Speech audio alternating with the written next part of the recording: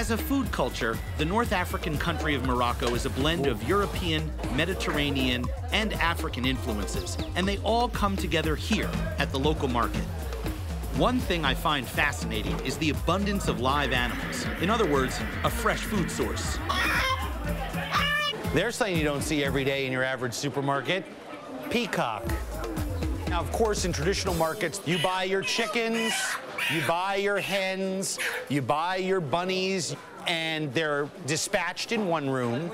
The skin is singed over an open fire to make plucking a little easier, and then it's returned back to the same stall where they'll finish taking all of the little under feathers off as well, and then into the tagine it goes. Tagine, a meat stew of sorts, is one national dish of Morocco. Couscous is the other. I've been invited to enjoy a combination of both with a family who lives in the Eureka Valley, a beautiful 1-hour drive outside of Marrakesh.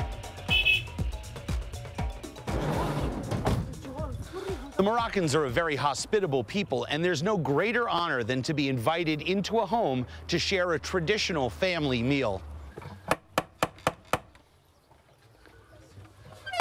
Ah, bonjour, bonjour. Preparations are in full swing when I arrive, so I hightail it into the kitchen. My host, Saida, has an amazing feast planned.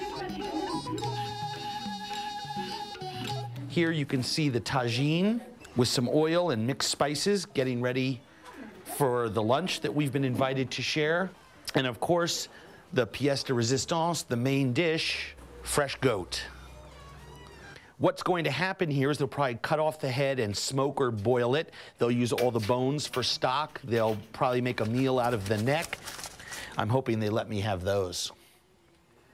She's washing the meat, which is extremely fresh to begin with.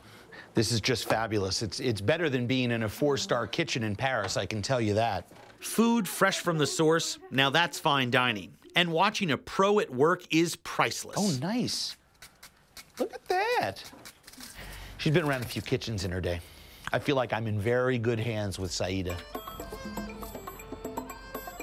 This house, like those you see throughout Morocco, is made from mud and straw bricks dried in the sun, keeping it cool inside, even though the temperature outside is soaring well over 100 degrees.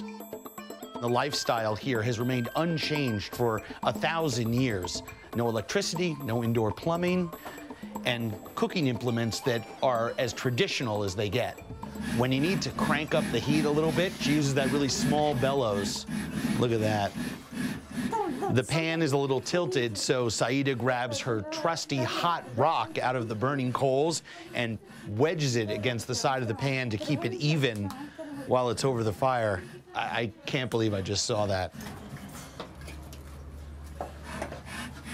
Now, the couscous that we're eating is made by taking this grain and mixing it with water and actually rolling it in their hands. Preparing this dish is a long process, usually taking about 3 to 4 hours. It's well worth the wait. She's got a little bit of butter in there. That's the smen, the cultured butter that's made with curdled cream. Gives a unique, slightly tart dairy flavor and also keeps all those grains from clumping together. Look at that. Saida's husband has been called away unexpectedly, and Moroccan custom does not allow her to sit down and join me for lunch. Sadly, I have to eat alone, or almost, but my disappointment is quickly forgotten. This smells very, very aromatic. The overwhelming perfume there is of the saffron and of the vegetables. There's an unmistakable sweetness coming off of there. And I will say, if you've ever seen kids making sand balls at the seaside, then you'll know how to make lugma, which is the traditional way of rolling couscous. You just toss it in your hands, and then you use your thumb. Try some goat. Now, goat meat is absolutely delicious, and it's almost a barnyard sort of quality that it has from all of the feed that these animals consume. It's not so much that you can taste the hay and straw in the flesh itself, but if you close your eyes, I think you can. Hi. There you go. It's very important to befriend the family cat wherever you are. There you go. It's been a wonderful afternoon. I've watched a pro at work, and as Saida prepares for her husband's return, I thank her in the universal language shared by chefs and grateful diners the world over. Fabulous.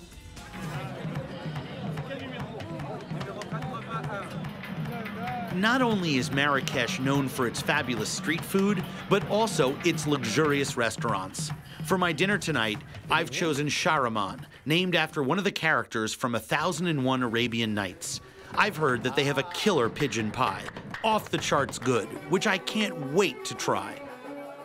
Like many cultures around the world, Moroccans love to celebrate with friends, family, and food.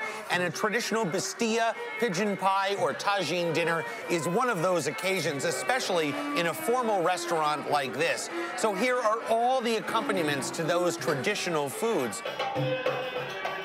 Please note, I'm not getting any special treatment here. Every meal ordered in a restaurant like this is accompanied with this huge fanfare of food.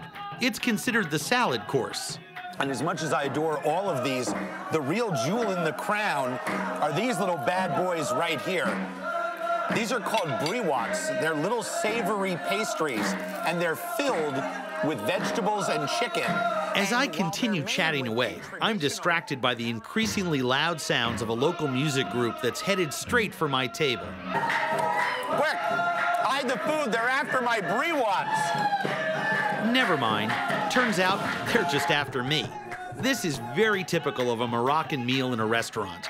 Different groups of performers cycling past your table, enticing you to dance and generally act like I'm acting right now. It's dinner and a show.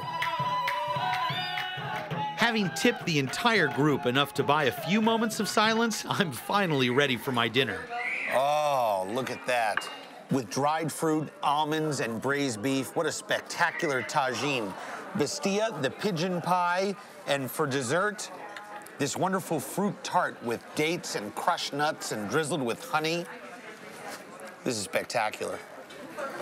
Now, one of the things that's unusual about this bastilla is that it's made with pigeon in the traditional style. Many places, even Morocco, traditionally also serve it with chicken, but the pigeon makes it truly unusual and something that you very rarely see in any other country. All right, let's see how the bastilla is.